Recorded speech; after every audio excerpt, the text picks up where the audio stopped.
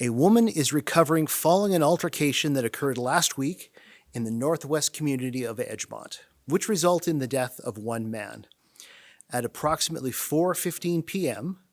on Friday, January 9th, 2026, we were called to a residence in Edgemont for reports of an altercation inside a home. Upon arrival, police located a man in his 40s in medical distress, as well as a woman in her 30s who had sustained injuries. The man was pronounced dead at scene, and the woman was transported to hospital in stable condition for treatment of her injury. A witness was also located at the scene who was uninjured. After a thorough investigation, police believed that the man had lured the woman to the residence under a false pretense of a property showing. While in the residence, the man attacked the woman without provocation. An altercation ensued, which resulted in the death of the man. The woman was able to escape the residence and get the attention of neighbors who called 911. The man and the woman were not in a domestic relationship. The autopsy was conducted today, which identified the man as 48-year-old Shabazz Ahmed. As investigators have determined that the woman was acting in self-defense, Ahmed's death has been deemed not a non-culpable homicide, and no charges will be laid in the incident. An incident of this nature is extremely rare and deeply unsettling for the victim, her family, and all Calgarians. The victim's actions undoubtedly saved her life, and our thoughts are with her as she continues to recover. To protect the privacy of the victim, no further details will be released. I can say that in my experience in the homicide unit, this is easily the most clear-cut case of self-defense that I have ever been involved in. Any questions? What is the history of the perpetrator? Did he have any history with any other victims before this? I can't get into the specifics of that at this point, but the name was known to us. Can you clarify, you said he lured her to the home. It was my understanding she either managed that property or owned the home with her dad. And this would have been a short-term rental situation, like an Airbnb situation? That is correct. There was some communication between the deceased and the victim in the months prior to the attack. Can you give some advice for people selling or renting homes, some general advice? I would say as general advice in any set of circumstances, Calgary is still a very safe city. Most Calgarians are very good people. However, if someone has that little feeling in the back of their head, if those hairs in the back of their neck are going off and they feel that a situation is just not quite right, I would advise them to act upon those feelings. The victim in this case, her instincts are likely what saved her life. What kind of injuries did the woman endure as a result of this? I'm sorry, what was that again? What kind of injuries did the woman suffer as a result of this incident?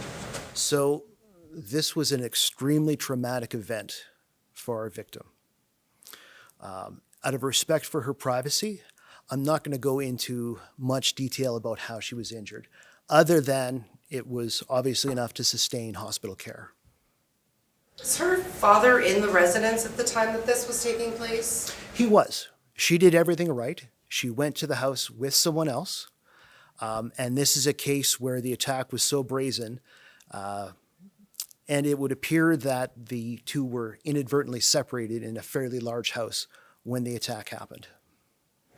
So he would be the uninjured witness then? That is correct, yes. As per the investigation, did he witness the attacker attacking the woman? He was an eyewitness to the latter part of the attack. Can you talk about what weapon was used? Given the traumatic nature of what our victim has gone through, I don't want to get into details specifically about the attack itself, at least not at this point. Can you talk about self-defense in general, especially in circumstances where someone's life is endangered, how a person should go about defending themselves, especially if there is a risk of getting charged with an offense? Well, Canadian law says we're allowed to protect ourselves. A citizen has the same rights to defending themselves as a police officer does. I would urge people to try and avoid those kind of situations as much as humanly possible. But in terms of specific legal examples or precedents for self-defense, that's not something I'm really prepared to go into at this point. Any other questions? Had she not acted so quickly, would we be having a different kind of press conference here today? It's my belief that had she not had the instincts that she did and the spirit that she did, you're absolutely correct. We would be having a different sort of meeting right now, and the situation could have been much, much worse. And perhaps she would have been the one that we were talking about now being injured or deceased instead of the other way around? I think that her actions, at the very least, saved her from much more serious injuries. Can you just clarify, you said they had been conversing in months leading up to this. Was that I know they were in a domestic relationship, but was that a friendship?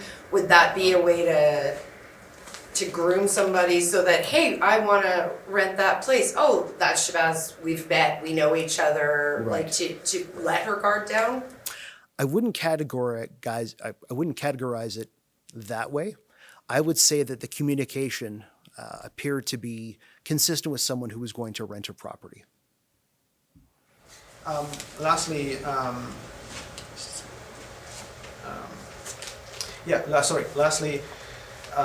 this question relates to the perpetrator, not the victim. Was this is a detail that someone told me. Was Viagra found in the person's pocket? Again, I'm not in a position to go into the specifics of the investigation at this point. An autopsy was done, and those autopsy results take some time. Included with every standard autopsy is toxicology. Anything else? You're not releasing the cause of death, or did you say the cause of death? Again, we're not going to get into the specifics of the attack at this point, just out of respect for the victim and what she is going through. She did everything right. This is a great example of someone who is completely innocent and had to suffer a very traumatic experience at the hands of a perpetrator.